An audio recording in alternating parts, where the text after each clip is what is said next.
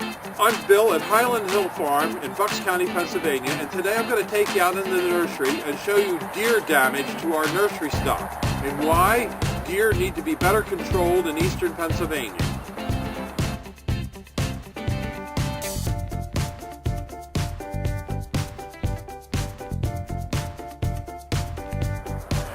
This is a block of Elegantissima arborvitaes. Normally the deer don't eat these. You don't see much browse damage. But rubbing is the critical problem here.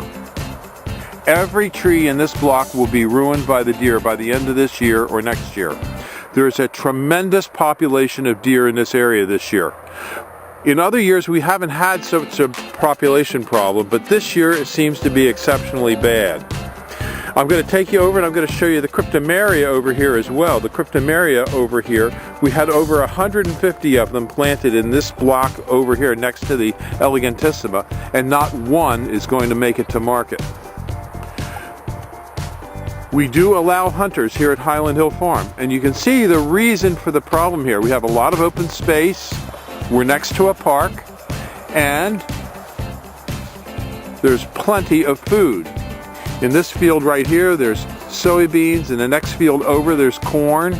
There's nice hedgerows for them to sleep in and hide in, so they have plenty of cover, food, and water is just about 100 yards down into the woods. There's several woods around here where the deer lay during the day, and they come out and browse in the evenings and the mornings. So if you want to hunt these deer, we do have a program here at Highland Hill Farm. But now I'm going to show you why these trees will die.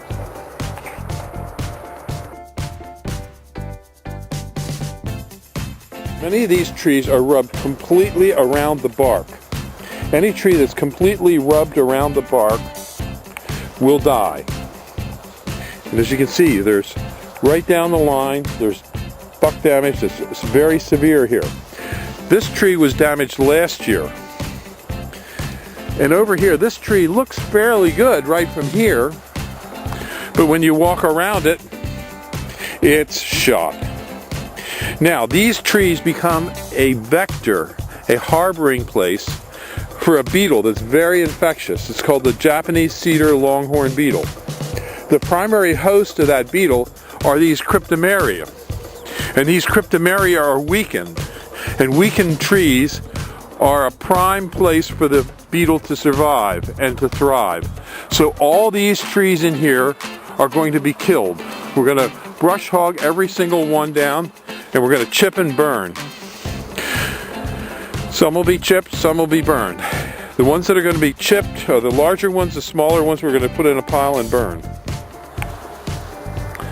And you can see there's not a tree in this row that'll survive.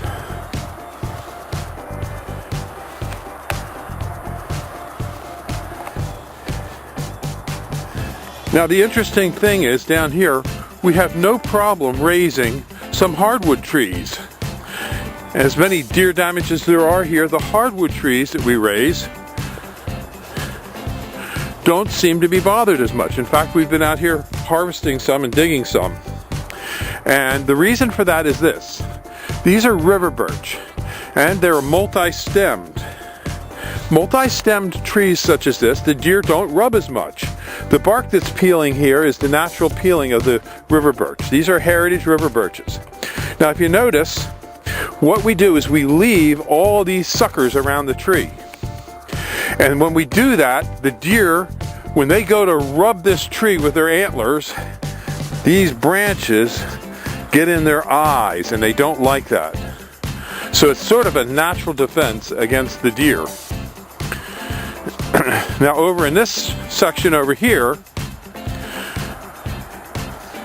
these are trees that the deer don't normally eat. This is a copper beech, but they will rub them. But they have pretty much left those alone. The other issue here that comes into play is these trees up in here are opportunistic. The deer come in off the field, and this is the first set of trees that they find.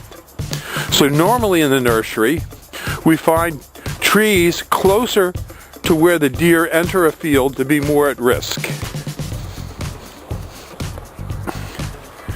And as you can see, there's deer damage and buck damage everywhere.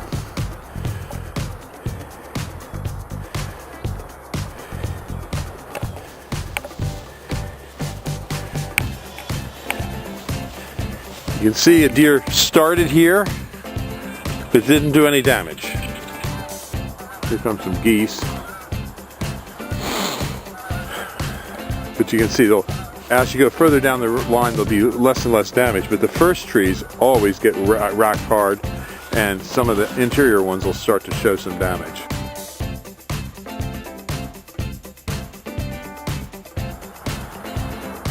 This is a fresh buck rub. I came by here yesterday, and this tree was fine. And you can see the foliage on this is just freshly rubbed.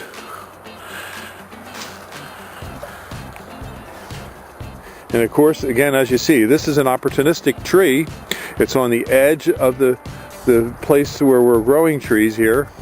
And of course, these will be the first trees that will be attacked by the deer.